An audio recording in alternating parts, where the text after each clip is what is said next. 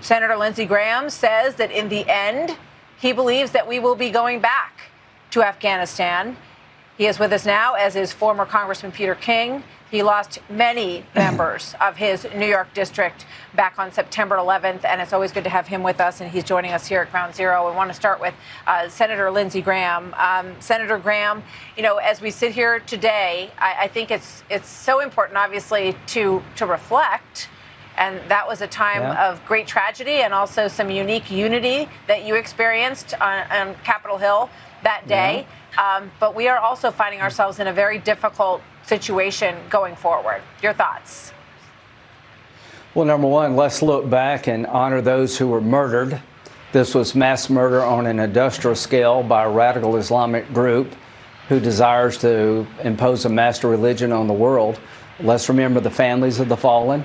Let's remember the heroes of that day and the heroes for the last 20 years who stepped up to fight these bastards. And let's look forward. I've never been so frustrated and mad and sick to my stomach as I am right now. 20 years after 9/11, who's in charge of Afghanistan? The Taliban. What have we done on the 20th anniversary? We've left hundreds, not 800, hundreds of Americans behind, abandoned thousands of Afghans who fought along our side to make sure that Afghanistan would never be a safe haven for terrorism again. We've screwed this up about every way you could screw it up. This is a religious war. The Al-Qaeda wants to purify the Islamic faith in their image. They want to convert or kill those outside the faith that won't bend a knee, and they want to destroy the state of Israel. And they're coming after us again. So on the 20th anniversary of 9/11, the conditions for another 9/11 have never been greater than they are right now. Yeah, you said over the weekend that you believe that we will have to go back to Afghanistan. I saw the shock on the face of the person who was interviewing you, because it seems like 20 years of, of lives lost and of investment in Afghanistan did not turn out the way that a lot of people thought it would. But now, boy, it's incredible to see what has happened in just the last 2 months. I mean, it is unbelievable where we find ourselves today, Senator. Number one, this is a religious war, and the people that we're fighting want a master religion for the world. The Nazis wanted a master race, and you got to fight them. So in terms of radical Islam, we're in the first quarter. So this is a long struggle for them. But the reason I said that is when we withdrew from Iraq and Syria, ISIS came about and created a caliphate that attacked 20 countries and killed over 2,000 people.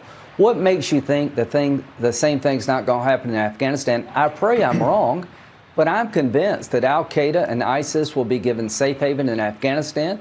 They will plan attacks against us and our allies, and the only way to stop those attacks are to hit them before they hit us, or after we get hit, go back in on the ground to disrupt their activity. You cannot make America safe using drones. We learned in Syria we had to work with the Kurds to destroy the caliphate in Syria. We worked with the Iraqi army to dislodge them in Mosul. I just don't believe you can count on the Taliban to have our best interests at heart. And without a ground component, we're blind and naked. Yeah, I mean, I don't know who would partner with us at this point. We've pretty much abandoned everybody across the board. So if that is the case, Senator, it's going to be pretty tough to convince people that we're going to stay by your side. And if you help us and you risk your own life to fight for some kind of freedom in your country, we'll always be there for you. I think that's going to be a pretty tough message. In terms of the language that's being used out of this administration, here's an exchange between Andrea Mitchell and Ned Price at the State Department about the Taliban and how they see them. Watch this. The lashings, the beatings of people, to say nothing of the appointment of an all-male, non-inclusive cabinet with these 2 Haqqani members with bounties on their head from the State Department. We are not going to make sweeping categorical judgments just yet. Senator Graham. I will. That guy needs to be fired. The Biden administration, when it comes to radical Islam, is incredibly naive. They don't understand the Ayatollah in Iran is a religious Nazi. If he had a nuclear weapon, he would use it against the Israelis, the Arabs, and eventually us, or give it to terrorists. They're not trying to build a peaceful nuclear power program in Iran. They're trying to build a bomb. The Taliban are not businesslike. They're a terrorist organization. I'm going to designate them as a terrorist organization under our law if I can. They're brutally beating people that helped us. They shot an 8-month woman who was pregnant, and they're not businesslike. They're cold-blooded killers who harbor terrorists. And this administration, the Biden administration, is completely out to lunch when it comes to fighting radical Islam.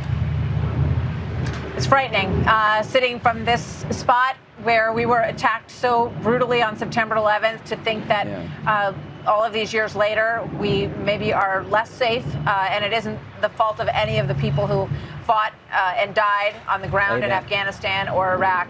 Senator, thank you very, very much. Good to see you as always.